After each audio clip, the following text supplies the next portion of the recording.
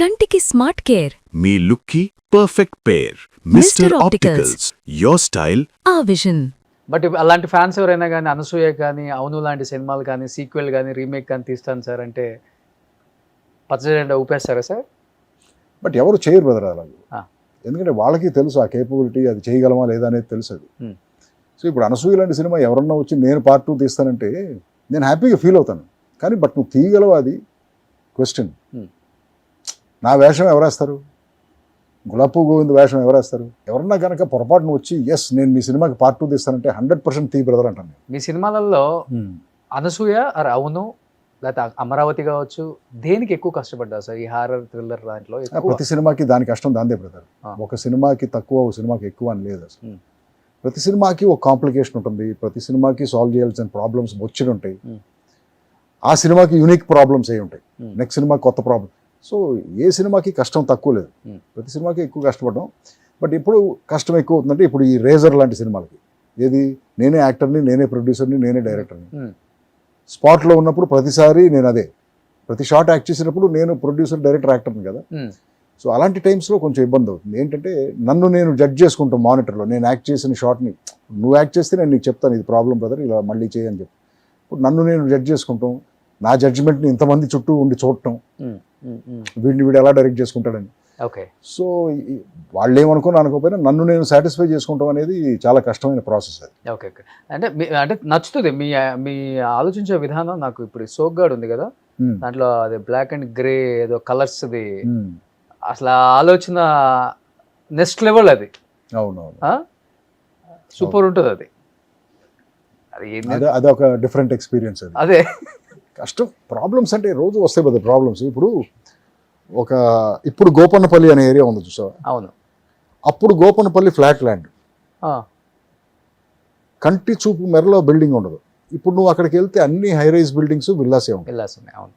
But అప్పుడు ఏముండేది కదా, అక్కడ ఫ్లాట్గా ఉండేది ల్యాండ్. నేను ఫ్లాట్ ల్యాండ్ కోసం ఎత్తుకుంటూ వెళ్ళి గోపన్నపల్లి వెళ్ళాను. నేను చూస్తే ఈ ఫ్లాట్ ల్యాండ్ ఉంది.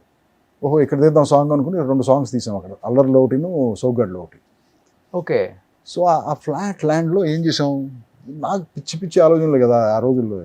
ఇక్కడ ఏంటంటే ఇక్కడ ఒక విండ్ మిల్లు కడదామన్నాను. విండ్ మిల్లు ఇక్కడ ఏంటి అన్నారు, సరే కడదామన్నారు, కట్టాం విండ్ మిల్లు. నేల మీద ఒక పెద్ద 40 అడుగులు క్లాక్ ఉండాలన్నాను. ఈ క్లాక్లో ఒక పియానో ఉండాలి. పియానో ఆగిపోతుంది, పియానో ఎంతే ఉంటుంది ఆగిపోతుంది, కానీ దాని కీస్ మాత్రం ఒక 15-20 అడుగులు ఉండాలన్నాను. పియానో కంటే ఎక్కువ కీస్ ఉండాలి. ఓకే. సో ఇలాంటి మ్యాడ్ ఐడియాస్తో, అబ్స్ట్రాక్ట్ ఐడియాస్తో ఆర్ట్ డైరెక్షన్ చేశాం. డాన్సర్లు అన్నారు, డాన్సర్లు అందరూ ఉంటారు బ్రదర్, కానీ అందరూ బొమ్మలే. వాళ్ళు కూడా పాతేసి ఉంటాము, సగం బాడీ భూమి లోపల ఉంటుంది, సగం బాడీ పైన ఉంటుంది.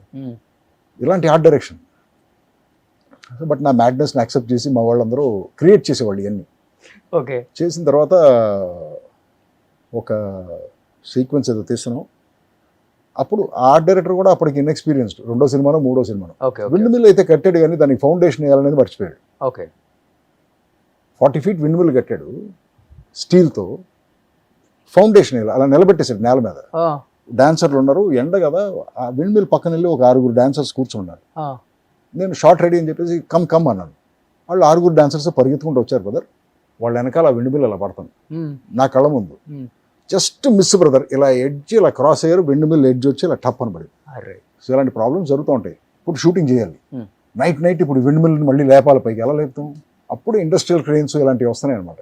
సో 2 క్రెయిన్స్ తెప్పించి విండ్ మిల్ లేపి మళ్ళీ సెక్యూర్ చేసేదని మళ్ళీ. సో ప్రతి సినిమాకి ఏదో ఒక ప్రాబ్లం ఉంటుంది. అలాగే ఇప్పుడు రేజర్ ఉంది, రేజర్కి ఒక యాక్షన్ ఎపిసోడ్ అనుకున్నాను. ఒక 120 కార్లు కావాలనుకున్నాను, స్క్రాప్, రకరకాల కార్లు. 120 కార్లు ఎక్కడ దొరుకుతుంది నీకు అసలు? స్క్రాప్ ఎతికాం, ఒక ప్లేస్కి తీసుకురావాలి. ఈ 120 కార్లని ఒక ప్లేస్కి తీసుకొచ్చి అసెంబుల్ చేసి దీంట్లో ఒక 25 కార్లు పైన ఉండాలన్నా, పైన రూఫ్ మీద ఏలాడుతూ ఉండాలని. ఓకే. ఈ లాజిస్టిక్స్ విని కంగారు పడిపోయారు మా వాళ్ళందరూ. సరే అప్పుడు కొంతమంది వెళ్ళి కొన్ని కార్లు కట్టేసరికి అల్యూమినియం ఫ్యాక్టరీలో ఆ షెడ్ అలా వంగటం స్టార్ట్ అయింది. ఆ వెయిట్కి భయపడిపోయారు అందరూ. సరే మళ్ళీ అప్పుడు స్ట్రక్చరల్ ఇంజనీర్స్ని తీసుకొచ్చి మళ్ళీ ఒక 3 టన్నులు స్టీల్ కొని రూఫ్ అంతా రీఇన్ఫోర్స్ చేసి మళ్ళీ వెల్డర్స్తో పెద్ద ఇంజనీరింగ్ పని. అప్పుడు మళ్ళీ కార్లు కట్టి టెస్ట్ చేసి, రోజు భయమే, కానీ ఆ కార్డు కింద నడిచేవాళ్ళు మేము. షూటింగ్ ఏది ఊడి పడుతుందో తెలియదు. సో అలా ప్రతి సినిమాకి ఒక లాజిస్టికల్ ప్రాబ్లం ఏదో ఒకటి ఉంటుంది మనం అనుకున్నప్పుడు, బట్ దానికి ఏదో సొల్యూషన్ కూడా ఉంటుంది, బట్ దానికోసం జాగ్రత్తగా ఎతకాలి మనం. ఎప్పుడు అనిపించలేదా హాలీవుడ్కి వెళ్ళిపోతాం ఇక్కడ ఎందుకు మనకని? ఎప్పుడు అనిపించలేదు brother.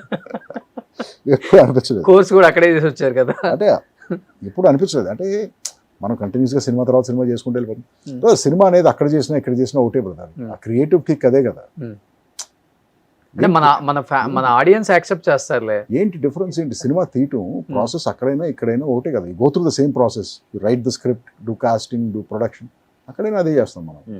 ఈ టైటిల్స్ కూడా డిఫరెంట్గా ఉంటాయి సార్. మీకే వస్తుంది ఆలోచన? ఏం టైటిల్స్? ఈ మ్యాడ్ ఆలోచన. Cinema titles.